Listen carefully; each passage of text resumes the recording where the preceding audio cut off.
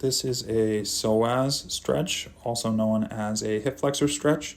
You're going to start out in a kneeling position with one foot out in front of you, kneeling, and one foot behind you.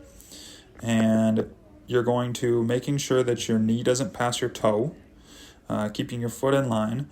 You're just leaning forward into that knee, keeping your body nice and straight, as Max does here in this video.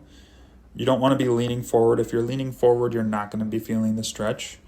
Now, you're actually stretching the leg that's behind you. That's the hip that you're going to start to feel the stretch in if you're doing it right. If you're not feeling it, I would recommend two different things. First, taking that front foot, scooting it a little further out so you can get a little deeper into it. And secondly, you're probably leaning too far forward, so just lean your body back or up straighter. And then you're going to hold this for about 30 seconds, and then you can switch and do the other side.